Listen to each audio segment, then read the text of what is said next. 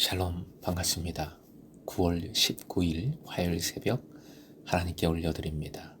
함께 예수 닮기를 찬양 부르십니다.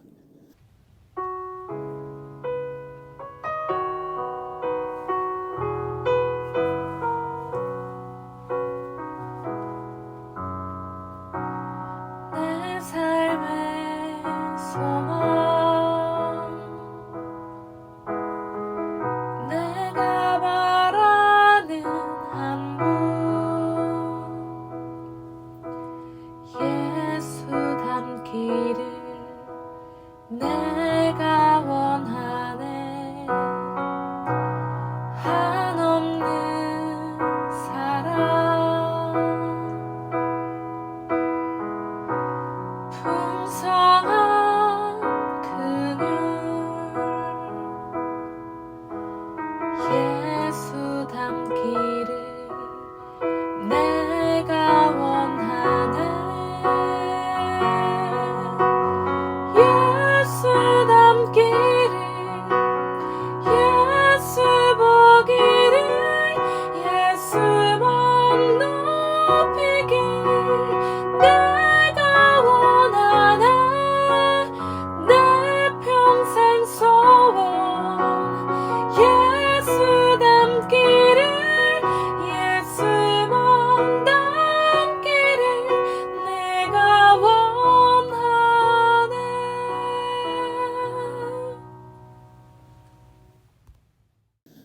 오늘 말씀은 레위기 15장 25절에서 33절, 레위기 15장 25절부터 33절까지입니다.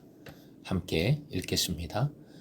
만일 여인의 피의 유출이 그의 불결기가 아닌데도 여러 날이 간다든지 그 유출이 그의 불결기를 지나도 계속되면 그 부정을 유출하는 모든 날 동안은 그 불결한 때와 같이 부정한즉 그의 유출이 있는 모든 날 동안에 그가 눕는 침상은 그에게 불결한 때의 침상과 같고 그가 앉는 모든 자리도 부정함이 불결한 때의 부정과 같으니 그것들을 만지는 자는 다 부정한즉 그의 옷을 빨고 물로 몸을 씻을 것이며 저녁까지 부정할 것이요 그의 유출이 그치면 이레를 센 후에야 정하리니 그는 8째 날에 산비둘기 2마리나 쥐비둘기 새끼 2마리를 자기를 위하여 가져다가 회막문 앞 제사장에게로 가져갈 것이요 제사장은 그 한 마리는 속죄제로 다른 한 마리는 번제로 드려 유출로 부정한 여인을 위하여 여호와 앞에서 속죄할지니라. 너희는 이와 같이 이스라엘 자손이 그들의 부정에서 떠나게 하여 그들 가운데에 있는 내 성막을 그들이 더럽히고 그들이 부정한 중에서 죽지 않도록 할지니라. 이 규례는 유출병이 있는 자와 설정함으로 부정하게 된 자와 불결기에 앓는 여인과 유출병이 있는 남녀와 그리고 불결한 여인과 동침한 자에 대한 것이니라. 오늘의 기도 제목, 주님의 임재 안에서 함께함의 기쁨이 충만하게 하소서. 주님의 임재 안에서 함께함의 기쁨이 충만하게 하소서. 본문은 단순한 월경이 아니라 월경 기간을 넘어서 계속 피가 유출되는 여인에 대한 규례와 지금까지 유출에 대한 규례를 정리하는 부분으로 이루어져 있습니다. 여인은 월경 기간을 지나서도 유출이 있는 한 계속 부정했습니다. 그런 상황의 한 가지는 장기간의 월경 출혈의 증상인 과다 월경이 있겠습니다. 이것은 비정상적이고 괴로운 무질서와 같지요. 이러한 여자와 관련하여 그녀의 침대와 그녀가 앉는 것들이 모두 부정했습니다. 부정하게 된 이러한 물품들을 만지는 자는 누구든지 저녁까지 부정했습니다. 이런 방식으로 부정하게 된 사람은 정결하게 되기 위해서는 자신의 옷을 빨고 물로 목욕을 한 뒤 저녁까지 기다려야 했습니다. 여인이 비정상적인 피의 유출로부터 치유되었을 때 그녀는 다시 그 치료가 참된 것이라는 것을 확증하기 위해 7일 동안을 기다려야 했습니다. 8일째에 그녀는 제사장에게 산비둘기 2마리나 쥐비둘기 새끼 2마리를 희생 제물로 가져가야 했습니다. 한 마리는 속죄제를 위한 것이며 다른 한 마리는 번제를 위한 것입니다. 이러한 제물은 값싼 희생물들인데 여기에 하나님의 자비가 깃들었음을 볼 수 있습니다. 이러한 제사들로 제사장은 하나님 앞에서 그녀를 위한 대속을 시행했습니다.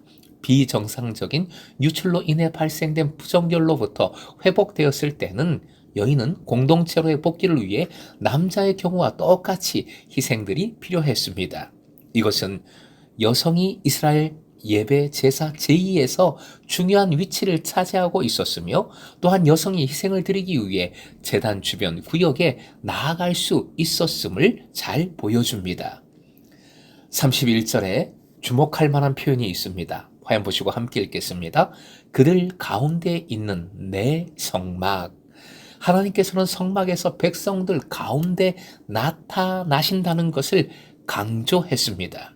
그렇다면 정결과 부정결을 다루는 법들의 주된 이유는 이스라엘 백성이 의식적 정결법을 세심하게 따르지 않음으로써 성막을 더럽히게 되는 일이 없도록 막기 위하심입니다. 성막이 부정하게 된다면 그들은 하나님을 만나 죄를 대속받을 수 있는 장소를, 하나님과 만나고 교제할 수 있는 장소를 잃게 되는 것이기에 매우 중요한 일이었습니다.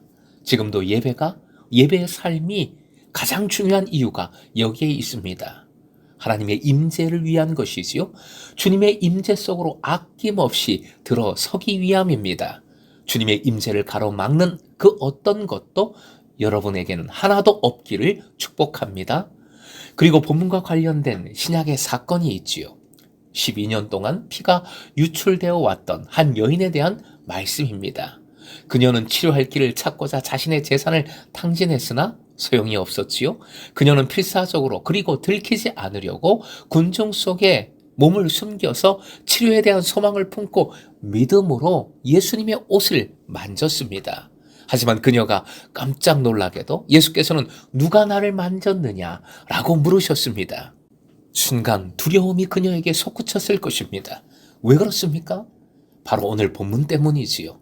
자신의 접촉이 이 부정을 전달한다는 사실을 잘 알고 있었기 때문입니다.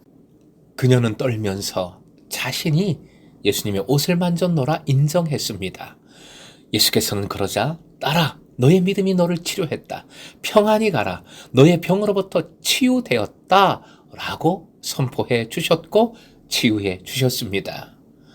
이 사건은 예수님이 모든 더럽히는 유출을 초월하심을 잘 드러내줍니다. 예수님은 새 언약으로 역사하시는 메시아이셨습니다. 부정결의 법들을 허용하지 않으셨으며 여성에 대한 통상적인 관례적인 태도도 철폐하셨습니다. 오히려 여인으로 하여금 행동을 하고 대답하게 하셨으며 그 어떤 것도 그녀의 믿음이 방해받지 않도록 만드셨습니다.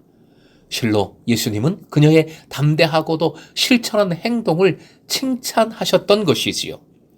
사랑하는 금성의 제자 여러분, 거룩한 것과 세속의 것을 구별하고 또 남자와 여자를 구별하는 옛 규정, 구습들을 예수님은 완전히 철폐, 사라지게 만드셨습니다. 예수님은 지금도 찾아오십니다. 임재하십니다. 그래서 사람이 어떤 상황, 어떤 형편에 있든지 그들을 부르십니다.